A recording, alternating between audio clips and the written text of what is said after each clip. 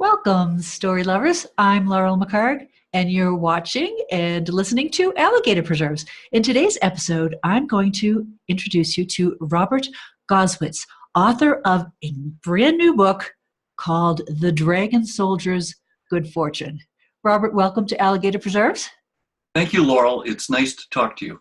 It's nice to talk to you as well. Would you please introduce yourself to our audience, since you could probably do a better job at it than I?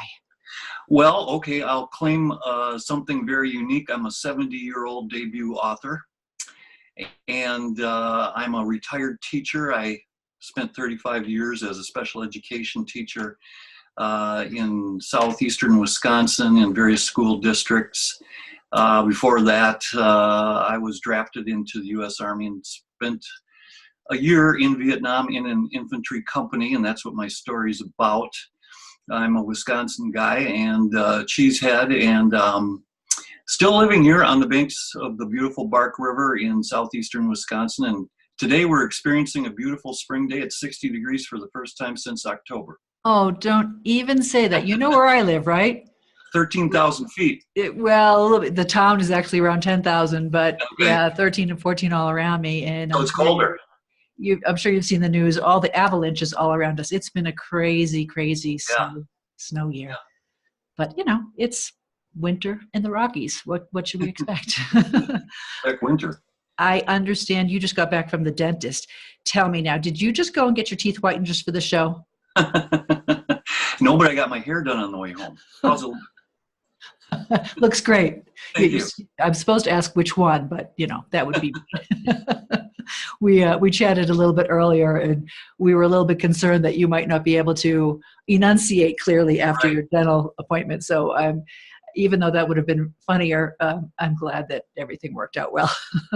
I'm not talking funny, am I? No. Good. So, Robert, why this book? Why did you write The Dragon Soldier's Good Fortune now as you said, 70? Right. That's the question people ask me. How come you're coming out with this book now? Well, I was in Vietnam, and I was in the last infantry unit in Vietnam, and while being on continuous patrol, I saw some exotic and unbelievable places and had some very unusual experiences. And I came back from Vietnam with a head full of stories, but I had no particular training in writing.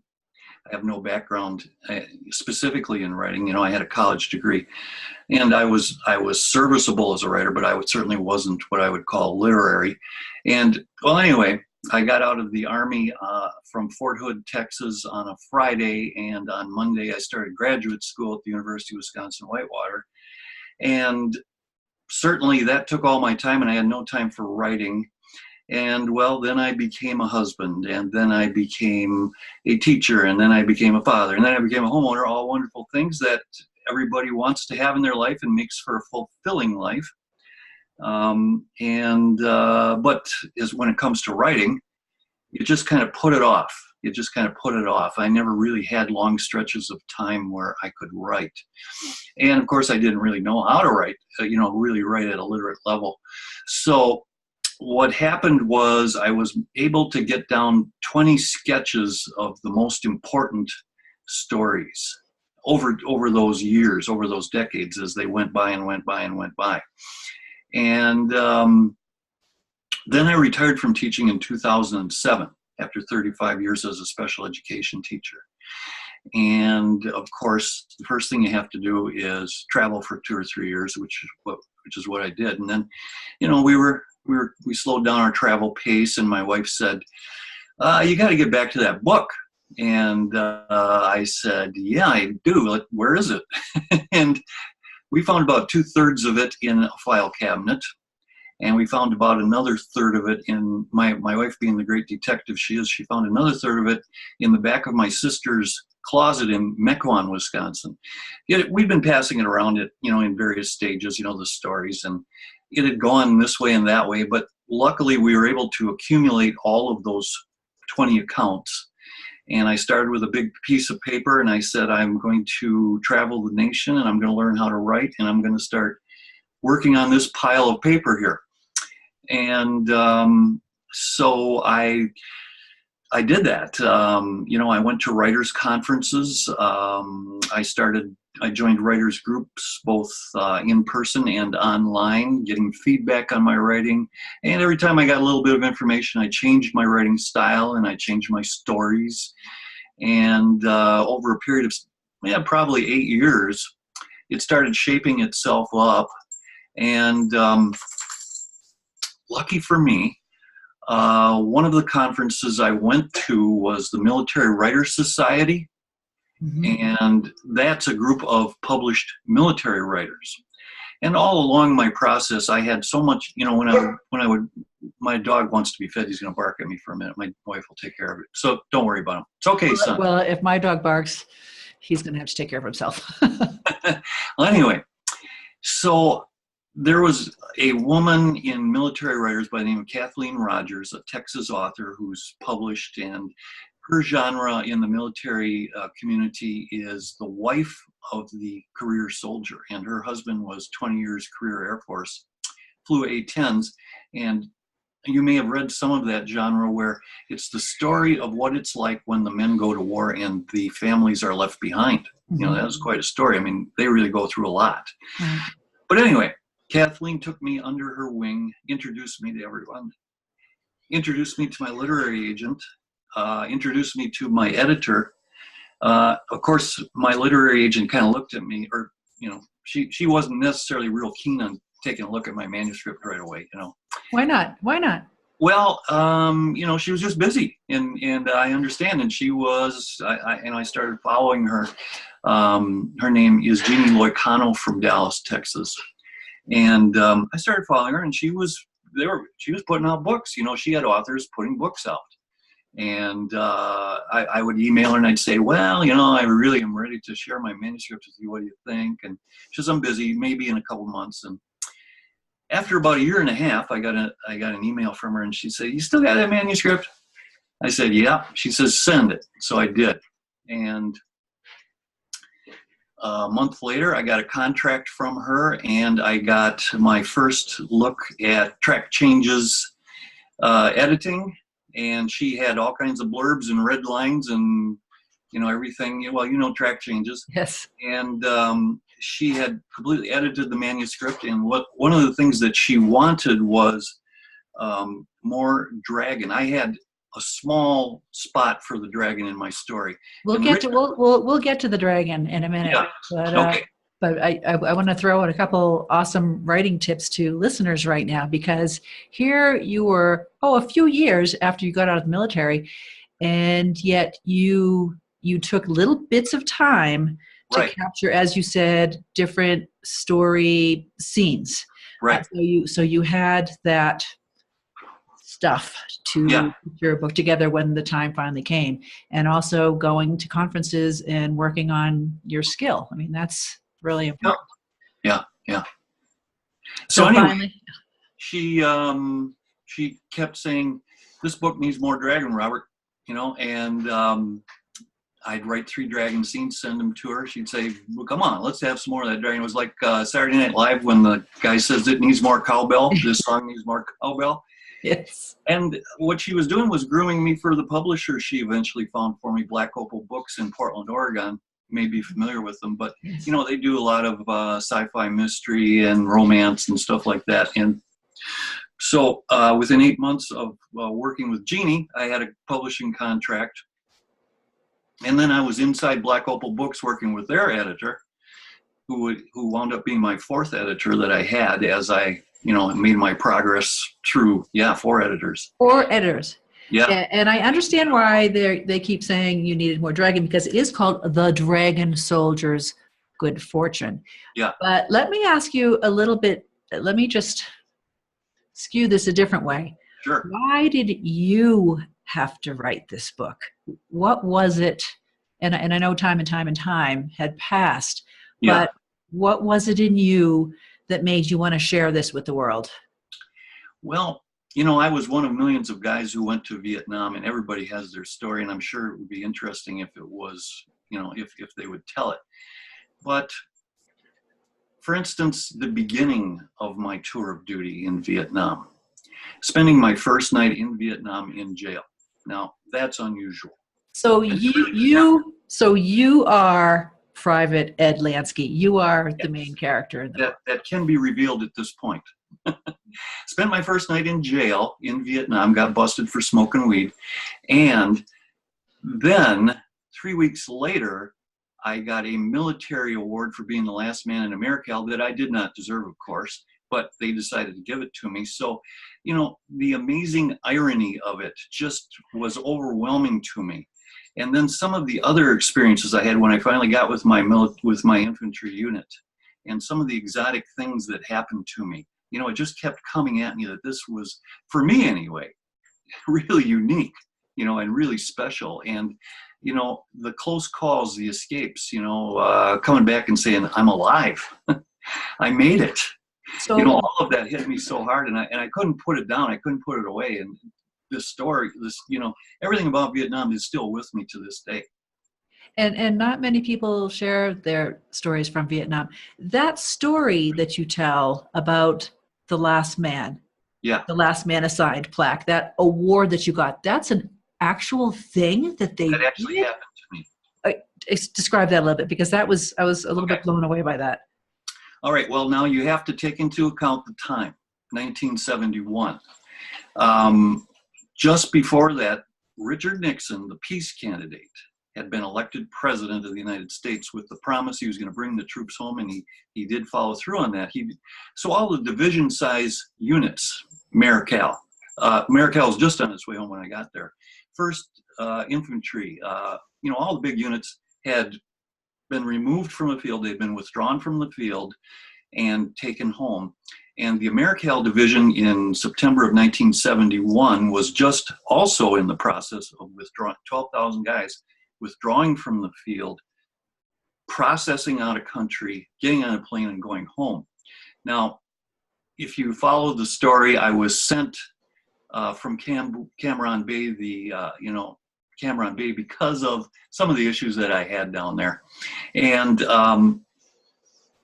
I was sent to a unit that was preparing to go home. That's the truth. Because they wanted to get rid of me in Cam Bay, they just sent me anywhere. And they sent me to the 25th Infantry headquarters in Chu Lai. Okay, so, you know, as soon as I get off the plane, there's a, you know, salty sergeant there, you know, he's looking at my orders, and he's going, I can't figure out why you're here. You know, why are you here? We are going home. The last thing we need is an infantry replacement. You know, why does it? And FNG, by the way, you were the FNG. Right. And you know that. You know about that. And NG is new guy, and you can figure out what the F stands for. And we can fill in the blanks with the F. Yeah, that's where I was. And so they didn't know what to do with me. And everybody that I talk to, they say, what the heck are you doing here? We can't figure out why you're here. And, you know, I thought, well, I can't really tell them what happened getting busted in my last unit for smoking marijuana. I just didn't want to start a new unit by telling them I was in jail in the last unit. So I said, well, I was on guard duty, and they held me over, you know, and everybody could tell them I was a liar because I'm a terrible liar. But I kept on with it, you know, at least I stayed with my story. And they didn't know what to do with me. And so they just put me in the back of, there was this accounting office or personnel office. I'm not even sure what it was, but they said, just go sit back there in that desk and we'll try to figure out. He says, the guy in charge said, I'm going to have to find an infantry assignment for you, but it's going to take a while. And so you, in the meantime, you just go back and sit at the back of that hooch there. And so about a week went by, and suddenly one morning, a colonel shows up, walks in. He has an entourage. And the NCO I see in the front, he stands up, he salutes, he's talking, and then he's laughing. And he turns around, he points right back, and he's back there, that guy back there. And I thought, oh boy, they found out about Cameron. I mean, they're going to put me in jail or can't court-martial me or something. And the whole entourage marches back. And I pretend I'm busy. I pretend I'm filling out a form that I found in the drawer. And you're 19? I was 21. 21? Yeah. Scary. And he says, he stands over me. He's quiet. And he says, Private Goswitz? I said, yes, sir. I stand up. He says, congratulations, son. He says, I have the honor of informing you are the last man in Americal replacement number 98,742. And we are going to honor you today here. And by doing so, we're going to honor all those that went before you. So the aide says, well, the pictures will go better outside in the sun. So outside we go, and they give me the plaque, which had my name and Social Security on it, and a map of Vietnam and the crossed flags of the American and South Vietnamese flag, and the great the big arm patch of America, which is the Southern Cross on a blue shield. And so they're taking pictures, and that picture wound up in Stars and Stripes magazine, which every GI from Tokyo to Bangkok read that next week. And so then one of the aides says, yeah, the colonel's grilling you a steak today, so at noon you should be at the officer's mess. And sure enough, there I was, sweating bullets.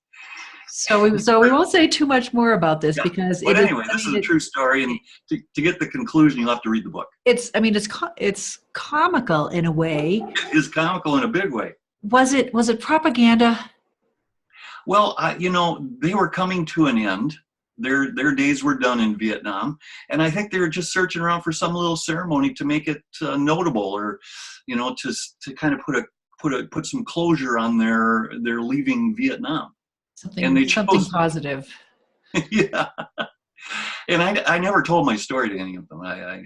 They never knew what was the truth about me. But when you come up with stuff like that, how can you make that up? Right. And I thought it ought to be in a book. Well, I agree. All the things that you have in here ought to be in this book, and they are. And so thank you for doing that. You start the book with a racial conflict between black and white soldiers. Why did you start with that? Because it happened all the time, because it was so persistent, because it was so chronic, and it was a constant issue. And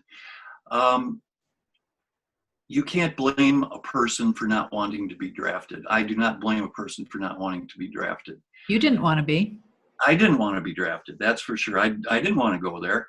And, you would have to say that all of the issues that existed in America in the late 60s and the early 70s, they didn't just go away when people went in the Army. They went across the Pacific Ocean with the Army to Vietnam, and they existed within the Army. So the racial turmoil that was going on in the late 60s, early 70s, it just came right along.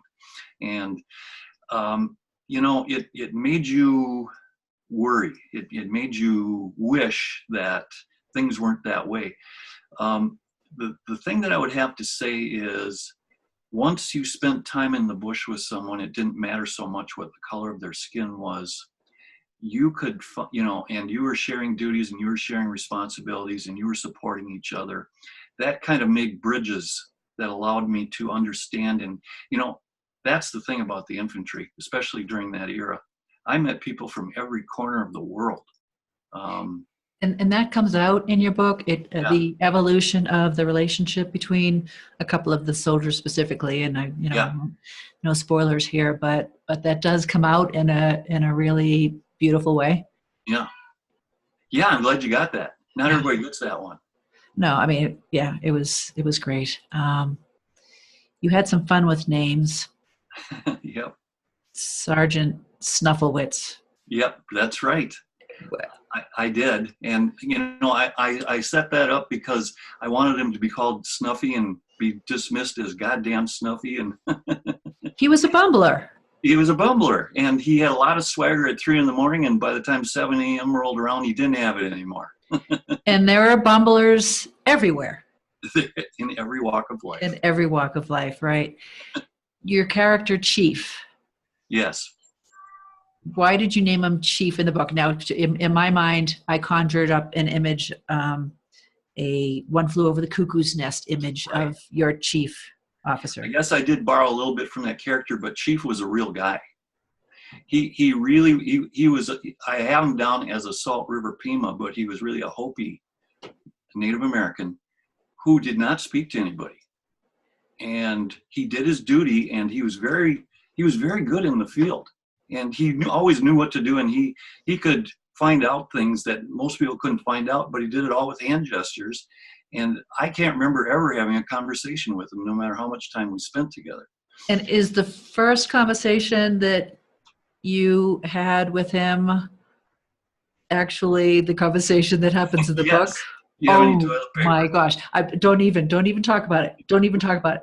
I'm just going to say it was incredible. Boy, you got that one too. Oh, come on. You're a close reader. Oh my gosh. It was ridiculous. I want to read something. I might read a couple things throughout this, but you do a beautiful job of setting the scene and letting a reader be there with you. In chapter 2, the Jeep sped along a beach road, passing brightly colored fishing boats moored in the bay. The water so translucent, the sandy bottom so white, the reflected sunlight so brilliant, it gave the illusion that the green, yellow, and blue boats were floating on air. Palm-covered islands dotted the far shore. The bay curved back on itself, ending in magnificent marble headlands protecting the harbor. Dark mountains, obscured by mountain haze, rose in the distance. I mean, beautiful. Beautiful. You know, someone in a writer's group told me that passage did not fit in with the rest of my manuscript and I should strike it out. Can you believe that? Yes. And so we could talk about writers groups for just a little bit here. Yeah. Not everybody's motivated by the highest of ideals when they make comments in a writers group. This is true. And there can be jealousies, and there can be, not all writers groups are good for writers. Yeah, I agree. I think that's beautiful. And throughout here, and you pace them beautifully. So it's not like every single page is covered with description, but you put them in places where all of a sudden I'm there before the scene starts or when the scene starts. And yeah, for me, setting is more important, I think, than most writers. I want the setting to actually be a character in the story. I've heard a lot of writers say, don't bog down the reader with setting, just get on with the story. Well, I can't do that. I got to have setting. Well, thank you for that. Let me read you another one. Outside a small restaurant, the smell of pepper sauce, cooked rice, and exotic spices mixed with the diesel urine odor of the street. Lansky looked into the humidity of the tiny blue and red shack. The patrons squatted with small bowls under their mouths, expressing rice to their lips using bamboo chopsticks. Torrents of sing-song conversation assaulted his ears. The faces were alike, fervent. I mean, I'm there. I'm there. And this is a story about Vietnam. You have to have scenes like this. Right. Yeah, thanks. Boy, you're a close reader. I'm impressed. Well, it's what I do. Anyway, I'm a writer too. So yeah, you are. Have you noticed that now that you've written this book and the time it's taken you to write this book, have you noticed that your reading has changed? I do pay closer attention to the structure of a story than I used to. I just used to go along page to page just for pleasure. And now I pay more attention to dialogue, how it is structured, and that has a lot to do with the editors I've worked with.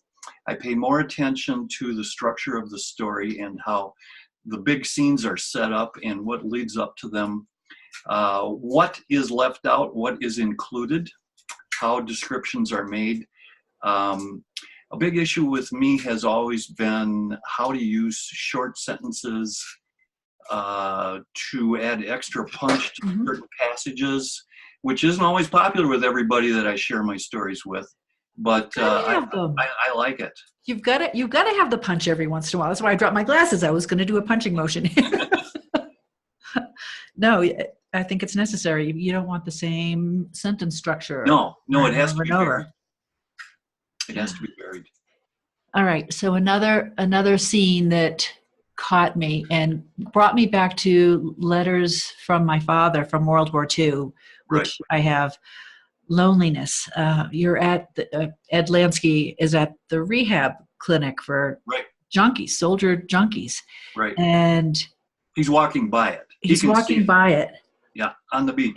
Yes, and all right, I just have to read this too. Lansky watched the man suck down his cool cigarette. How strange, remote, and sad this character was. All these men were. No matter how hard they partied, the loneliness and estrangement twisting them would always be there when they sobered up. I mean, just that feeling of desolation and loneliness and no hope. Right. Anyway. Yeah. Yeah, that was something very pervasive, something that was a psychological issue for any guy. Well, any guy being away from home for the first time, being in a foreign country, it's traumatic. And, any adjustment to a new culture is shocking. I mean, I would go so far as to say shocking. And especially when you're in a high pressure situation where you have life and death responsibilities, you have those moments, you have those highs and lows. You have those moments of heavy, excitation. You get that heavy contact buzz when you're involved in action, and then you have the necessary lows after that where nothing is happening and you're just alone with your thoughts, and you're lonely and you miss everybody at home, and you're in a foreign place, and so it's a psychological problem waiting to happen. I mean, heck, I spent 3 weeks in France my junior year in high school on a student exchange, and I was so homesick. Yeah. 3 weeks in France in a beautiful family eating wonderful food. Right. And I was lonely. So I think you're saying that it's a shock is an understatement in a way, really. Do you have a favorite passage you might want to share? I do have a passage I want to share, and you touched on it a little bit, but I think the thing that I would claim as unique for my story would be my adventure into Vietnamese culture, specifically the use of the dragon. And, I ran into literary agents earlier who said, what you need is something unique for your story. Because if you just write another of the 100 Vietnam infantry narratives, who cares? That's not going to be something we can sell. So I went into Vietnamese folklore. I found the dragon. I realized that the dragon is like the symbol of Vietnam, just like the eagle is the symbol of America. And everywhere you look in Vietnamese culture, you find a dragon, and a dragon is good luck. And so I decided to pair that with Lansky's Close Escapes from Danger, and it's worked for me all along. And so the chapter that I'm going to read, or the passage I'm going to read, is chapter 8, and it's 3 weeks into Lansky's tour of duty in Vietnam, and he has gotten orders finally to report to his infantry unit, the 195th Brigade, and he has landed at the U.S. Air Force Base at Da Nang. A Jeep is waiting for him to take him to 195th Brigade headquarters, but between the headquarters in the foothills, he has to travel with his driver through the mysterious streets of the city of Da Nang. And by riding along with the driver and Lansky, we're going to get a glimpse of dragon culture as it exists on the streets of a Vietnamese city. You're going to listen to author Robert Goswitz reading a passage from his book, The Dragon Soldier's Good Fortune. A few days after the last man ceremony, Ed Lansky was put on a C-130 with orders to report to the 195th Light Infantry Brigade in Da Nang. A driver from Brigade HQ picked him up at the airbase. The large coastal city of Da Nang surrounded the airbase, with narrow streets abuzz with the sounds of commerce in open-air markets. Pedicab and pedestrian traffic clogged the street, so the Jeep stopped often. During one of the stops, Lansky looked into a tiny storefront. The faces of the merchants and customers Their animated expressions suggested this was more than bartering. Troubled faces with skin pulled tight by great emotion, skin so tight the faces were only thinly veiled skulls. A hole opened in the traffic and the driver shot forward, then jerked to a stop. Outside a small restaurant, the smell of pepper sauce, cooked rice, and exotic spices mixed with the diesel urine odor of the street. Lansky looked into the humidity of the tiny blue and red shack. The patrons squatted with small bowls under their mouths, expressing rice to their lips using bamboo chopsticks. Torrents of sing-song conversation assaulted his ear. The faces were alike, fervent. No one studied Lansky's face. No one in the restaurant even noticed him. If they had looked past his occidental cheekbones, they would have seen his trepidation. The driver started again, following a scooter through the crowd. The wall of people parted slowly, giving the Jeep only enough room to creep along. The driver slammed his hand on the wheel in frustration as people dodged the bumper of the Jeep. "Happens all the time here," said the driver. "Never can it get through this street." The Jeep pushed slowly through the throng. Lansky stared at an open building supported on poles. Several monks in saffron-colored robes stood on a small dais, swinging incense burners in a slow rhythm, filling the building with a fragrant white smoke. Lansky smelled the sandalwood as the creeping Jeep improved his view. Several rows of Vietnamese stood before the monk, mumbling a chant at a very low octave. They were dressed in traditional religious costumes. Women wore brightly colored audais, hair lacquered and coiffed gracefully up and back. Men sat in a row, ochre-colored robes flowing, beating on log drums, others striking dulcimer-like instruments. The crowd on the street focused on something in front of them, ignoring the driver's attempt to nose the Jeep through from behind. A rapid sequence of loud explosions pulsed down the street. Lansky's companion reached under his seat, pulled out a .45 pistol, chambered around, and handed it to him. "Here, safety's on. Keep it low, but be ready." The crowd had pressed a young woman against the Jeep. She frowned at the pistol in Lansky's hand. When he looked at her, she shook her head in disapproval. "No, harvest!" She pointed out into the street. Lansky tried to reason out what she said. Then it came to him. Harvest? He pointed with his free hand at the street. The young woman's face blossomed with a relieved smile. "Yeah, harvest." Lansky looked at his companion. "The girl says it's some kind of harvest celebration. Just keep cool. Let's see what happens." The driver's trigger finger drummed the magazine of the M16 now in his lap. The crowd became animated. A wave of energy rippled across the row of faces. Rhythmic clapping started.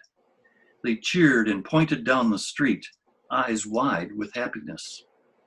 Another sequence of explosions went off in the street. Fireworks? Yeah, we probably overreacted.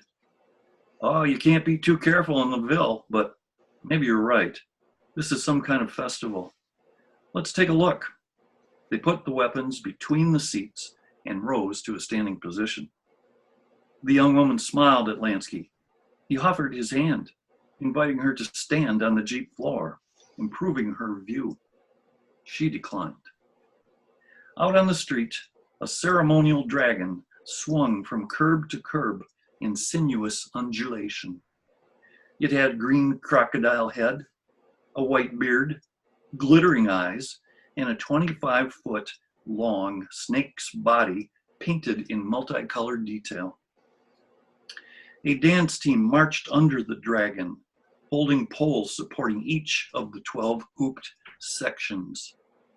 They whipped the beast back and forth in a coordinated wave pattern. Drummers in scarlet tunics marched behind the dragon, banging out a beat the dancers used to time their turns. Fireworks popped and crackled in the street. Lansky looked at the driver. Seeing a dragon brings good luck. How do you know? I learned about dragons down in Cameron. Cool. When the dragon and the drummer passed, the crowd spilled out into the street and followed. Lansky's driver sat down. Let's go. They drove across the empty street. You do a beautiful job of juxtaposing the horrors of the actual situation of being in a country where you don't know which face is the enemy, right. and right. the beauty and simplicity in everyday life of those people. Right. When you're an outsider in another person's culture, it's so easy to misunderstand. And so I have to ask you now, because you just read a passage about that dragon that went through in the parade. Did you see a dragon? I did not see an actual dragon. I did not hallucinate. That was something that came along later when I knew I needed something unique. Okay. I had a couple of rough outings with, I'd go to literary conferences, writers' conferences. I'd pitch literary agents, and they would say, "Gotta have something unique. Yeah. Don't want another Vietnam book that's already been published." Because, I came along well after many books had been published, and many of the great authors were already established. So I'm just kind of like on the tail end of everything. So unless I came up with my own thing, no one was going to, and I wouldn't blame them. Why would they? Who wants to read the book that's already been published? And dragons are big now. We'll just say it. So that was a good choice. And that is one of the things I got going for me as far as topical goes. One of the few. Right, and it is such a unique dragon. It really is, and yeah. You kind of had to love him in the book. Right. You do a good job with inserting comic relief every once in a while too. Your First Sergeant Rodriguez, absolutely right. love. You got him. Rodriguez he was a real guy. He was a real guy. He talked like that, and he was a natural born leader. He could barely speak English, but there was something about that guy. People would die for him. They would do anything for him. And Lansky, he had way more authority than any high-ranking officer around there. And Lansky / you got his humor. Yeah, which was nice. And so let me ask you personally, did you actually turn down a commission to go? I did. I that was one of the first things that happened in basic training, because I had a college degree. They had me in seeing this officer and saying, "We're going to sign you. I want you to sign this contract. We're going to send you to OCS." And I looked at the contract. It was an 8-year commitment. I'm a draftee. I don't want to spend any time in the Army. And they're signing me up. Well, of course, you're going to be 2 years active, then you're inactive reserve. And there were stages, like I could have gone back in. They could have just called me back in at any time during those 8 years. I don't know if they would have. But just the whole idea of 8 years, I could not sign up for that. Besides that, I would definitely say I realized I did not have military leadership in my heart. And as it turned out, it was best for me to do it that way, because I wound up getting, instead of spending 2 years in the Army, as the draftees did at that time, I got out 3 months early because I was going to college. So I wound up spending only 21 months in the military. Of course, 12 of those was in Vietnam. But that was a good deal for me, because that was the end of my military service. And I'm sure glad it was, because I did not want to have anything to do with marching in uniforms and being on duty and any of that anymore. I understand. Lansky evolves through the story, though, as a soldier. He does. I'm glad you could see that. Yeah. And did you? I did. Of course, I was an NFG to begin with. Didn't know nothing, and I really didn't know nothing. And as time and I really was a new guy, and all of the guys that had been in my unit when I was first there had been there 8 months or 10 months, and you could tell who had been there a long time and who was new. You could tell just by the way they walked down the trail, by the way they put their pack together, by the way they conducted themselves, how they looked at things, how they decided when it was time to be tactical and stealthy and when it was time to be loose. They knew. And as time went by, I mean, it's like, I guess it's like a prisoner in prison. You acclimate. You do, every day you are making decisions that help you survive. And then you are realizing it's real important that I support that guy next to me because he's going to support me. And did you almost really not make it out on that last mission? Actually, I was on the last patrol. Okay, along with probably on that day, there were probably 3 companies of the 195th Brigade still in the field, and I would say each of them. Just let me take a drink of water. Mm-hmm. We are here with Robert Goswitz, author of The Dragon Soldier's Good Fortune. So on that day, book, yeah. I mean, it was news. It was published. It was known within our unit that there was going to be a last day and a last patrol, and then we were going to be withdrawn and within a week be back in the States. So on that last day, I did go on a patrol, but we did not get ambushed. I made that up. Well, it was very exciting, and I needed a conclusion that was satisfactory. It was going on the last patrol and then getting out of there wasn't going to be satisfactory as far as I was concerned. Right. The ceremony over the tiger. Yeah. That was gorgeous. Yeah. Did that happen? Okay. The tiger did happen. We did have a tiger walk into one of our ambushes. And that was just unbelievable. It was not only unbelievable because, the Claymore went off, we emptied our weapons, didn't know what was out there, but then afterwards you're laying there in silence, you've reloaded your weapons, and that's the thing with an ambush. You don't move, after action. You wait for the enemy to make his move, and then because it's pitch dark, and you wait for the enemy to make their move, and then you got another target, at least to hear. So you start hearing this other tiger. I mean, we didn't know there was another tiger at the time, but you hear this yowling and this hissing, and you can tell something's circling you. You can tell. I mean, because of the sound, he was not afraid to make noise. It was like, what the heck's going on here? I'm out here to investigate. I'm not afraid of nobody. So don't say what happened, but just it was just a really, really beautiful, poignant scene. The yowling, you do a beautiful job with onomatopoeia too. I mean, the sound of the gunfire, you've got it throughout. And it's just like, oh, I'm there. I can hear it. Yeah. Why did you decide to bring him home and have him in a scene with the girls? Okay. Well, actually, I needed, if you remember the culmination where Huddle comes out of the rice paddy, wondering why he's still alive, and Lansky says, you know why I'm still alive, don't you, Lansky? And Lansky, his brain is too fried to explain it then. Yeah. And he says, we're going to get together and I'll explain it. So I just used that as an opportunity to kind of bring some closure to, as much closure as possible. I really didn't want to completely try and answer the question of was the dragon real or not. I didn't want to do that, but I wanted to put some closure on it. At least give the reader more choices more information, more choices. And so I used that whole trip there to Mexico to just kind of lay that one to rest there.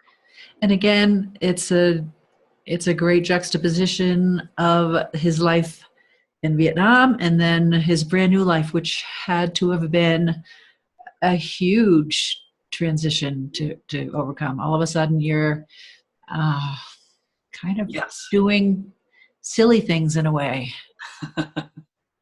It's funny because that one day I was walking the last patrol. A week later, I was sitting in my girlfriend's apartment, her girly apartment in Portland, Oregon, And I'm sitting for the first time in months inside an apartment. I spent just about my entire tour of duty outdoors. And wet and soaking and Soaking damp. wet. Slept on the ground. When it rained, I got wet. Everything about me was outdoors, like reverting to previous forms, caveman, animal kind of a person. Suddenly, I'm sitting in a girly apartment in Portland, Oregon. And my girlfriend was trying to be understanding. But I just made a mess of that place every day because a shower, I didn't have showers. We would have cold showers once every 12 or 13 days back in the company area. That was just so exotic to me. I just couldn't believe it. I'd take an hour shower and leave the towels, leave a complete mess. If I was drinking orange juice, I'd leave the orange juice out. I'd spill it and not clean it up. She had this apartment on the side of a hill in Portland, Oregon. And Portland, Oregon is a huge city that has a large river going through it. And ocean-going ships sail through downtown. And so I was smoking weed and drinking and watching the ships sail along there. And what you could see was just the superstructure of the ships kind of passing through the downtown buildings. And the more I drank and the more I smoked, the more fascinating that got. And my girlfriend would come home. She'd work. She was working. And she'd come home at night and she'd look around and she'd say, "What did you do?" I'd say, "You should see these ships over here. They're really something."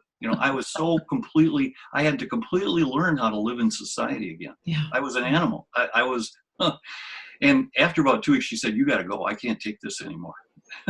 And she was right in doing so. Well, it was definitely an interesting way to end the story. Yeah. Who took the photos that you sent me? And by the way, I'll have these photos on my website, leadvillelaurel.com. Well, everybody had a camera and everybody passed the camera around, and I just had a camera and I'd say, "Hey, take this picture." Some of the pictures I took, some of the pictures I said, "Hey, take this picture of me." And you had a smile on your face and all the pictures that you sent to me. Yeah. Wow. Yeah, I tried to maintain a good attitude. I wasn't happy every day. No, that's clear in your book. What's next? Is there another book? Okay, well, yes. I'm approaching 50,000 words on the prequel to The Dragon Soldier's Good Fortune, because I want to take a stab at explaining how, or where Ed Lansky's luck came from. And then also it's based on my senior year in high school, which was also quite tumultuous. I was pretty wild. And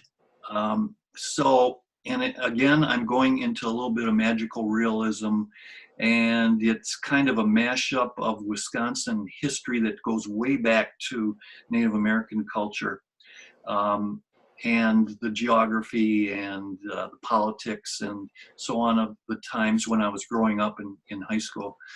And it's going to take a couple of years, but so far it's going well. But I'm a seat of the pants writer, and I don't know how it's going to end. Don't you love that? I love writing like that. Yeah. Yeah, because surprises are nice. I like surprises in my books. The title is St. Bernardine's Cross. Oh, tell me what is St. Bernardine's Cross? I have a background as I was raised a Catholic, and Catholicism was big in those days, and it was an important aspect in my life. But I'm also fascinated with some of the mystical people, the mystics that arose in the Catholic Church, the people that would claim to have visions of the Blessed Virgin. Mm-hmm. That was very fascinating to me. So I weave that into my story for some reason. I don't know why I decided to, but I weave that into my story. And then I'm off that gives me my mystical connection to kind of weave into the rest of the story. And also it includes mystical adventures related to Native American culture and a confusion of mystics. And it's too hard to explain. No. It sounds fascinating. Yeah. Who do you want to give a shout out to besides Black Opal Books? We've mentioned them.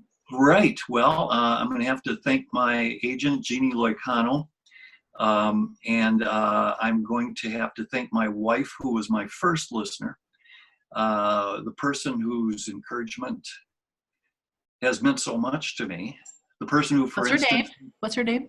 my wife's name is Jody Goswitz, the person who figured out how to use the Zoom app to make sure I could have a video conference, because I am low tech to be, I'm completely low tech. Thank you. And she figures out everything. And to this day, this summer we're going to celebrate our 40th anniversary. And she has been the wonderful light of my life. And she knows me so well, she can tell me what I'm thinking, even if I never tell her. I mean, That's pretty cool. Yeah. That is pretty cool. Robert, where can people find your work?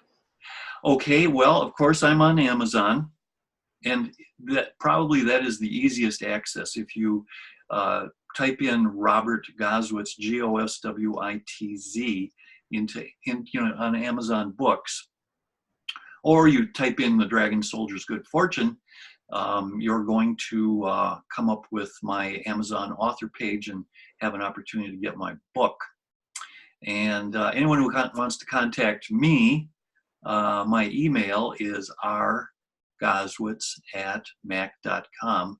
That's RGOSWITZ @mac.com.